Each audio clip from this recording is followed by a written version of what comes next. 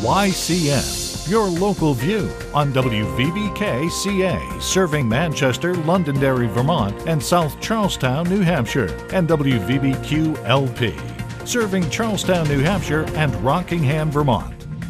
Coming up tonight on YCN, Lebanon School Board has authorized pay increases for teachers for the next 2 years. Gun sales are up with the potential ban of assault weapons and high-capacity ammunition magazines.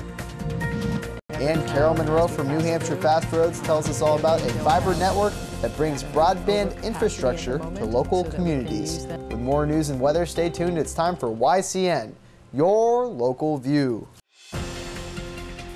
Now, your daily digest of the Dartmouth Lake Sunapee region.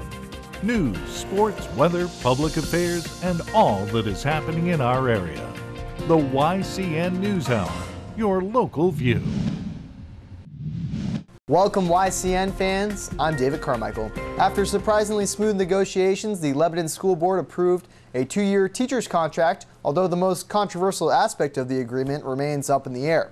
The contract authorizes a 1.5% pay raise for teachers in 2013 to 2015. The estimated total cost of pay raises is about $900,000 over 2 years. According to the State Department of Education, teachers in Lebanon receive an average salary of about $62,000, roughly 10 grand more than the state's average. The agreement delays a decision on one of the major sticking points of negotiations in recent years, a merit-based pay system that relies on teacher evaluations. It was proposed by district officials as an incentive to reward teachers for their performance.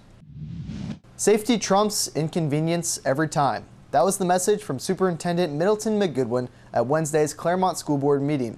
In the wake of the tragic elementary school shooting in Newtown, Connecticut last week that left 20 children and 6 adults dead, McGoodwin told the school board that at Stevens High School and the Sugar River Valley Technical Center, doors will no longer be unlocked.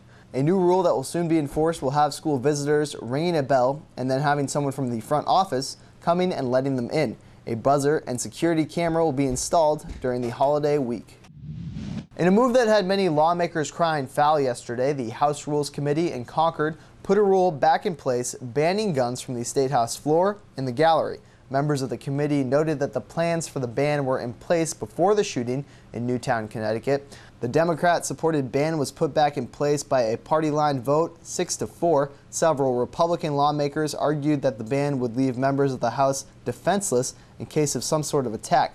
Some are calling the ban nothing more than a feel-good rule because without metal detectors or searches, it would be difficult to enforce. The ban had been in place for several decades before it was removed by the last legislature, which was dominated by Republicans. And the potential ban on assault weapons and high-capacity ammunition magazines has driven back 40 guns and ammunition magazines into gun sale overdrive as customers buy up weapons they soon might not be able to acquire. The most popular items are guns such as the AR-15, the semi-automatic rifle that has become the focal point for the gun debate. Since Saturday, Locust Creek Outfitters in Bethel has sold 30 military-style rifles such as the AK-47 and the AR-15. According to store manager Mark Lancaster, they typically sell 5 a week. 2 White River Junction men were in court yesterday facing charges that they tried to intimidate another man by shooting into his bedroom last month. Police say back in November, 19-year-old Joseph O'Keefe and 21-year-old David DeVoust fired multiple rounds into a Hartford Village home, narrowly missing their intended victim. Police say they were angry because the man had given police statements about recent crimes in the Hartford area. O'Keefe is charged with aggravated assault with a deadly weapon and obstructing justice. DeVoust is charged with obstruction of justice. Both pleaded innocent. A third suspect is expected to be charged in the incident as well.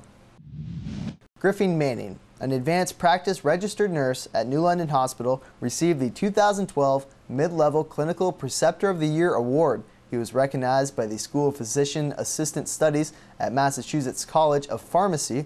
Manning has been a preceptor for 8 years and was honored with the award in recognition of his dedication to educating students and his philosophy in patient care. He has been part of the family practice at New London Hospital for 10 years. After the break, meet Cover Home Repair volunteer and Hypertherm employee Jeff Cornish. The YCN News Hour continues in a moment.